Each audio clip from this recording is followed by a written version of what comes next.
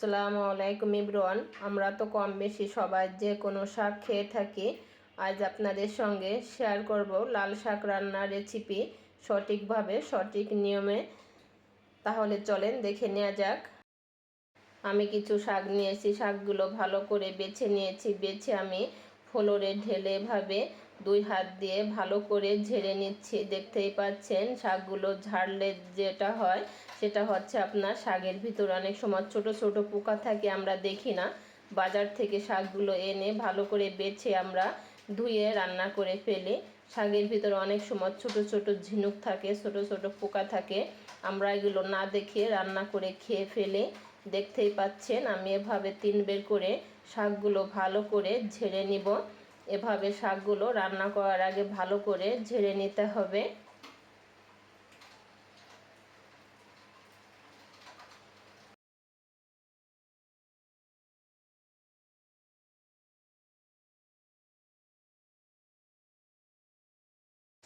আমি এখন প্যানের ভিতরে শাকগুলো দিয়ে দিচ্ছি। শাকগুলো দেওয়া হয়ে গেলে দিচ্ছি কিছু কাঁচামরিচ কুচি, আর দিচ্ছি আমি স্বাদ অনুযায়ী একটু লবণ। লবণটা যে যেমনটা পছন্দ করেন সেই অনুযায়ী দিয়ে নেবেন। এখন আমি হালকা একটু নেড়ে চেড়ে হালকা একটু সিদ্ধ হওয়ার জন্য ঢেকে দিব।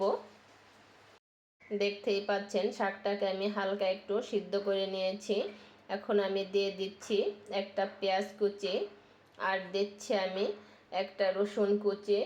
পেঁয়াজ ও রসুনটাকে দিয়ে আমি একটু নেড়ে চেড়ে শাকটা সিদ্ধ হওয়ার জন্য ঢেকে দিব। শাকটা বেশি সিদ্ধ করা যাবে না, তাহলে টক টক লাগবে। বেশি সিদ্ধ হলে খেতেও ভালো লাগবে না। দেখতেই পাচ্ছেন শাকটা সিদ্ধ হয়ে গেছে, নামিয়ে নিচ্ছি।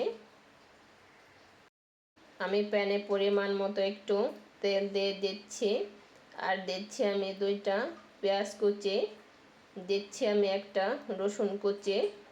এখন আমি রসুন আর পেঁয়াজটাকে হালকা গোল্ডেন কালার করে ভেজে নিব।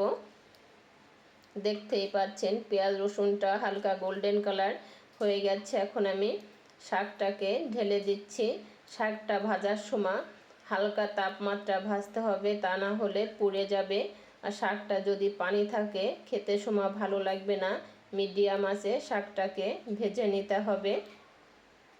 রেসিপিটা আপনাদের কাছে কেমন লেগেছে? ভালো লাগলে লাইক কমেন্ট শেয়ার করবেন। ভালো থাকবেন, সুস্থ থাকবেন। আল্লাহ হাফেজ।